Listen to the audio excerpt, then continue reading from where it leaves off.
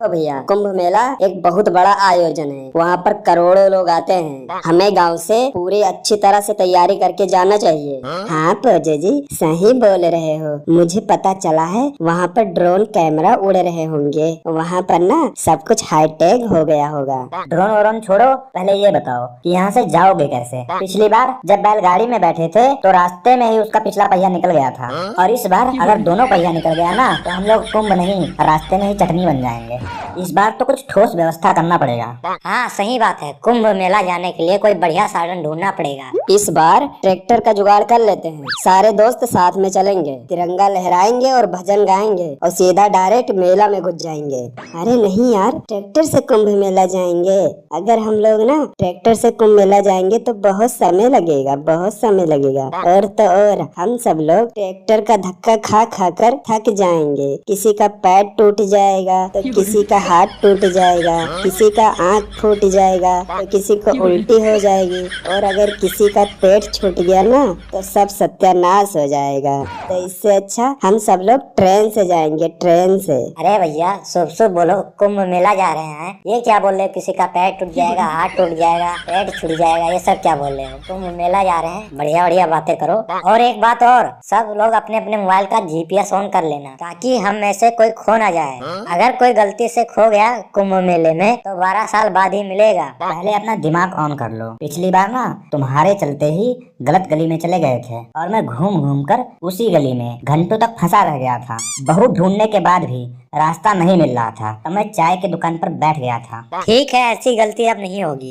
अच्छा दोस्तों, ये बताओ खाने पीने का क्या करना है? अरे भाई लोग, खाने पीने की टेंशन मत लो, वहाँ तो खूब पकवान मिलेंगे। जलेबी, कचौड़ी, छोले भटूरे और पूरी सब्जी भी मिलेगी, और मीठे में खीर भी मिलेगी। हाँ, फिर पेट खराब होने के लिए भी तैयार रहना। पिछली बार तुम्हारी जलेबी खाने से पेट खराब हो गया था, फिर तुमने एक बाबा से काढ़ा लिया था जिसने तुम्हें और बीमार कर दिया था। चुप रहो, इस बार अपने अपने घर से खाना लेकर चलेंगे। अच्छा ये बताओ खाने में क्या क्या लेकर चलोगे? सब एक काम करो, सभी लोग अपने अपने घर से मूली, प्याज, हरा धनिया, शकरकंद, गोभी, लहसुन, पालक, मेथी, आलू सब कुछ बांध लो। और सबसे जरूरी बात, आटा रख लेना। वहीं पर इन सबका पराठे बना बना के खाएंगे गरम गरम, मजा आ जाएगा। और ये ध्यान रखना, अचार भी साथ में ले लेना, और मीठे में बर्फी पेड़ा भी रख लेना। खाने के बाद थोड़ा मीठा भी चाहिए ना। तेल भी रख लेना भाई, तेल बहुत जरूरी है। हाँ हाँ, सरसों का तेल भी रख लेना, बहुत काम आएगा। नहाने के बाद लगाने में भी और खाने में बहुत काम आएगा। यार आइडिया तो बहुत बढ़िया है, लेकिन पानी का भी व्यवस्था करना पड़ेगा ना।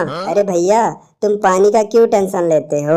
वहाँ गंगा जल मिलेगा ना, उसी से काम चला लेंगे। फिर वही गलती करने जा रहे हो। पिछली बार जब गंगा जल पी लिए थे तो किसी को बुखार हो गया था, किसी को कालरा हो गया था, किसी को पेचिश हो गया था। इस बार भी पियेंगे, लेकिन इस बार उबाल के पियेंगे। चलो ठीक है, खाने पीने की तो व्यवस्था हो गई है, अब वहाँ ठहरने के लिए भी कुछ सोचना होगा। रहने की टेंशन मत लो, वहाँ पर टेंट सिटी बनी हुई है, वहाँ पर सब डिजिटल बुकिंग होती है। हमें डिजिटल की नहीं, अपने सोने की टेंशन है। हाँ, पिछली बार हम खुले में सोए थे और एक कुत्ता मेरी रजाई, इनकी चड्डी और इनका चप्पल लेकर भाग गया था। क्या एक कुत्ता इतना सारा सामान लेके कैसे गया? मुझे तो समझ नहीं आ रहा है। रजाई, चप्पल, चड्डी, इतना सब सामान कैसे लेके चला गया? ऐसा लग रहा है ना कुत्ता सफाई अभियान चला रहा है, इसीलिए सबका सामान लेके भाग गया। अगर कुत्ता सफाई अभियान चला रहा था तो हमारा ही सामान क्यों लेकर भाग गया? और सब लोगों का सामान था, उनका क्यों नहीं लेके भागा? टेंशन मत लो तुम लोग, इस बार हम टेंट का जुगाड़ कर लेंगे। और हाँ, लालटेन भी साथ रखनी पड़ेगी, वहाँ पर अंधेरे में देखने के लिए काम आएगा। अरे यार, वहाँ पे लालटेन की क्या जरूरत, वहाँ पर LED लाइट लगी होगी। LED तुम्हारे आँख में लगी होगी, अंधेरे में तो लालटेन ही काम आता है। ठीक है भाई, तुम्हारी ही बात मानेंगे, हम लोग लालटेन ही लेकर चलेंगे। बस खुश, ये सब तो हो गया। अब मेले में घूमने का भी प्लानिंग कर लेते हैं। सबसे पहले ना संगम स्नान करेंगे, उसके बाद महाकाल बाबा का प्रवचन सुनेंगे और फिर भंडारे में खाना खाएंगे। ठीक है, खाना तो खाएंगे, पर इस बार तुम्हें लाइन में लगना पड़ेगा। पिछली बार तुम्हारी धक्के की वजह से मैं नाली में गिर गया था, और जब नाली से बाहर निकला तो मुझे कोई पहचान ही नहीं रहा था। और फिर ना तुम्हारे ऊपर एक कुत्ता सूसू कर दिया था। हाँ, गिर गया था तो। अरे गुस्सा मत हो भाई, मैं तो सिर्फ पिछली बात याद दिला रहा था। तुम तो गुस्सा हो गए, लाल पीला होने लगे। पूरे मेले में घूमेंगे और मजे करेंगे, सभी साधुओं से मिलेंगे हम लोग। मैं तो ऋषि मुनि से मिलूंगा, अपना हाथ दिखाऊंगा कि मेरी जिंदगी में क्या क्या लिखा है। मैं अमीर कब बनूंगा, मेरी बड़ी बड़ी बिल्डिंग कब बनेगी और मैं बड़ी बड़ी गाड़ी कब लूंगा, यही सब बाबा से पूछूंगा। ठीक है भाई, सब कुछ पूछ लेना, लेकिन पहले जाने की तैयारी तो कर लो।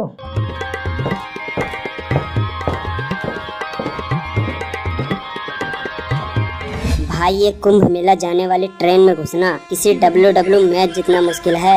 मैं तो एक अंकल का कोट पकड़ कर चढ़ गया था। अच्छा था चढ़ गए, नहीं तो अकेले होते तो कुंभ के बाहर ही स्नान करना पड़ जाता। यह ट्रेन का सीट है या ट्रैक्टर का? इतना खटखटा रहा है और तो और इतना ज्यादा हिल भी रहा है। मुझे तो लग रहा है किसी भी वक्त धड़ाम से टूट सकता है। ये सीट नहीं झूला है। कुंभ मेला जाने से पहले ही झूला झूलने का मजा आ रहा है। ये सरकारी ट्रेन है, यहाँ पर ऐसा ही होता है।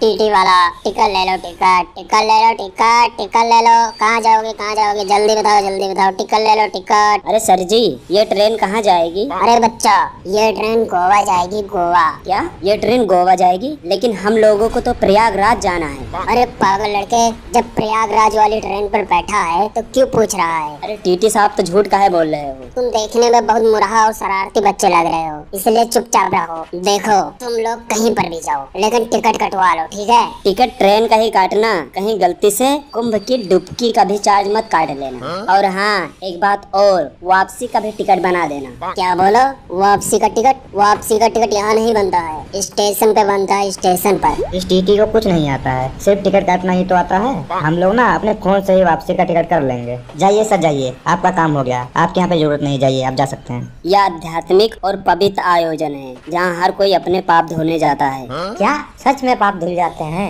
मतलब अगर मैं अभी चोरी कर लूं और फिर कुंभ में नहा लूं तो सब पाप धुल जाएंगे? ये सब क्या बोल रहा है? अभी भी तेरी नीयत सही नहीं हुई है, अभी भी तेरा मन चोरी में ही लगा है। अरे मेरे भाई, बात को समझने की कोशिश कर। कुंभ मेला आत्मा की शुद्धि के लिए होता है। यह कोई साबुन पाउडर का काम नहीं करता है कि लगा लो उसके बाद धुल गए, ऐसा नहीं होता है। अरे चंपा, तुम यहाँ पर कैसे? मुझे पता चला ना कि तुम लोग प्रयागराज जा रहे हो, तो सोचा मैं भी चली जाऊँ। तुम लोग जल्दी से आगे आ गए थे ना, तो मैं तुम्हारे पीछे पीछे आ रही थी। अभी तक मैं तुम सबको ढूंढ ही रही थी, लेकिन तुम लोग कहीं मिले ही नहीं। मैं सारे डिब्बे में ढूंढ के थक गई हूँ, फिर जाके तुम लोग यहाँ पर मिले हो। अच्छा ठीक है, जब तुम आ गई हो तो आओ बैठो यहाँ पर।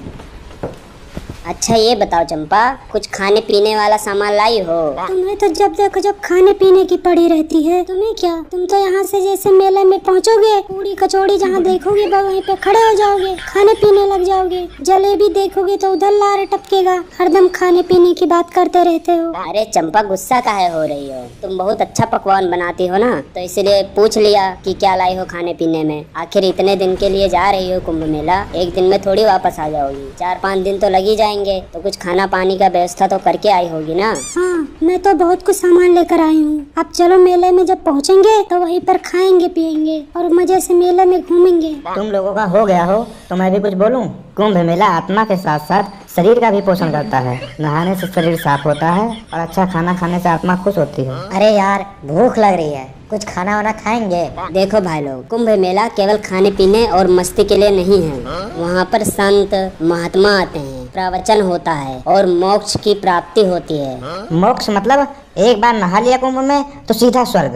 अरे मेरे प्यारे सज्जन, मोक्ष का मतलब सिर्फ पानी में डुबकी लगाना नहीं है, बल्कि अपने पापों को छुड़ाना और अच्छे कर्म करना है। फिर तो सबसे पहले अपने गांव के साहूकार को भेजना चाहिए, जिसने पूरे गांव वालों को कर्ज में डुबा रखा है। क्या साहूकार? वो संगम नहा भी लेंगे और फिर आकर नया ब्याज जोड़ेंगे। कुंभ नहाए या ना नहाए कोई फर्क नहीं पड़ेगा। मुझे लगता है कि तुम ब्याज पर पैसा लेकर आए हो कुंभ मेला में, तभी इतना जलन हो रही है तुमको। हाँ, लेकर आए हैं ब्याज पर पैसा। अब बताओ क्या कर लोगे? तो काहे लेकर आए हो ब्याज पर पैसा? तुमको ब्याज पर पैसा नहीं लेना चाहिए। अगर ब्याज पर पैसा नहीं लेता तो मैं यहाँ पर नहीं होता। 5,000 लेकर आया हूँ, अब 5,000 का 10,000 बनेगा। 5,000 लेकर आए हो और 10,000 ब्याज बनेगा। अरे तभी तो उन लोगों की कमाई होगी। अरे भाई क्या करें, नहीं था तभी तो लिए हैं। अरे भाई ऐसी बात थी तो मुझे बताना चाहिए था, पैसे तो मैं दे देता।